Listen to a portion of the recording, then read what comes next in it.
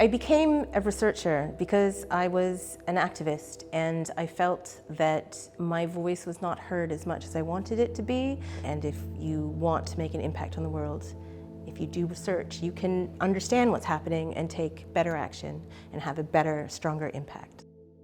Hi, I'm Dr. Zoetanya Sujon. I'm Program Director and Senior Lecturer in Media and Communications in the Communications and Media program at London College of Communication. I have been for a very long time fascinated, inspired by the connections between media and technologies and everyday life. One of my favorite people, Roger Silverstone, talked about technologies not coming naked. They're bundled up in strings of social relation, and I think my job as a researcher is to unpick those strings. So there's 4 areas really that I'm really currently working on, and that's social technologies, what we understand as social media and digital media, how they develop, how they impact people's lives, how people use them, and that involves things like understanding what privacy is. And this is from an institutional angle. What is it that, say, for example, platforms like Facebook and Google and Amazon and Apple, what it is that they do around privacy? What are their privacy policies? How do they present it? But then also, how do people understand privacy? Why is it important to them? And how is it important? Research that I've done on this shows that people actually really care about their privacy. It's really important.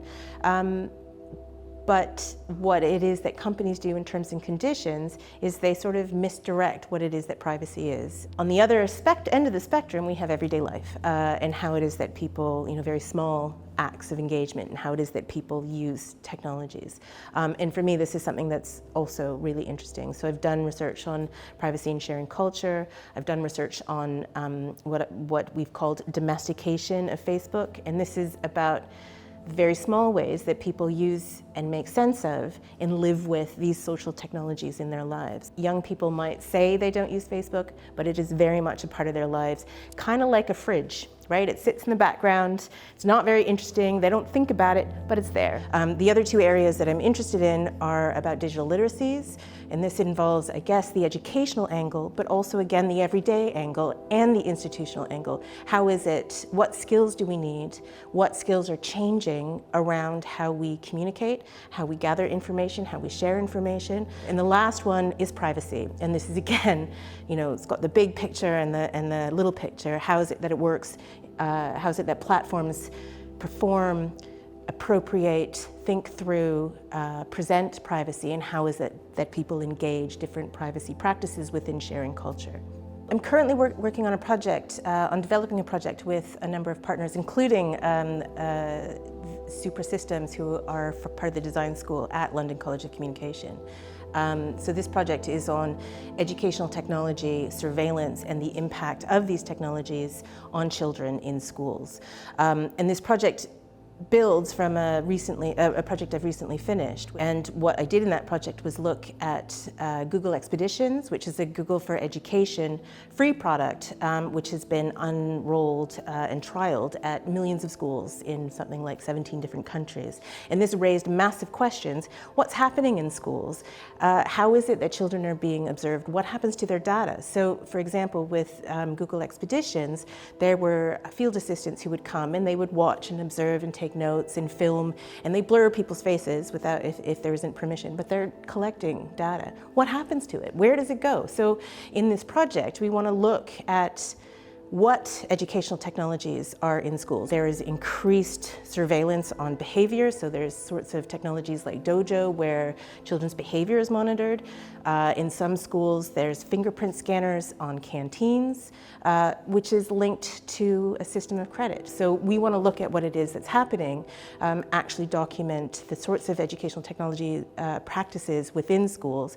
We'll be looking at something like 10 schools in London, as well as speak to children themselves and young people, find out about their experiences, how they understand how their behavior is surveilled and monitored and watched and what that means to them. The research culture at LCC is really interesting, and I am new. I've been here just under a year. So from what I can see in that year is that it's unlike any other institution I've been in that it's quite unusual or to engage in traditional research, which is just the sort of research I do around, social science kinds of methods, and then writing papers. So people are really engaged in presenting and conducting and doing research that can be really publicly engaging. So often there's a visual element, often there's an interactive element, whether that's in an exhibit, whether that's, there's just incredibly creative ways to develop, conduct, and present research. So the project I just spoke about, which an acronym is WATCHED, what is the impact of technology on children's mental health, educational technology. We're working with someone from the design school to co-design an intervention around mental health and data rights for young people. And that's something I never would have considered, but it's fantastic to have that opportunity. So in terms of my research and how that feeds into my teaching and curriculum design, there's a number of ways. And I think that it's not just about, you hear research-led teaching a lot, which is the idea that your research leads what it is that you do. And that's kind of like the gold standard.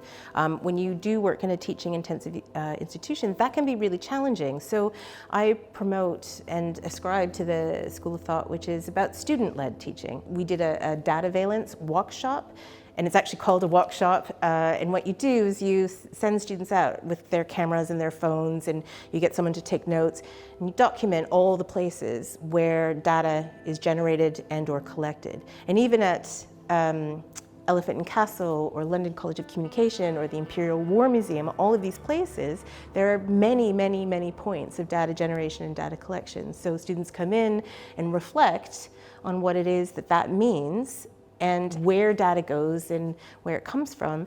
And this is something that I have learned a great deal about in terms of my own interests in surveillance and privacy. So, in terms of teaching, I think it's, again, a collaborative learning experience.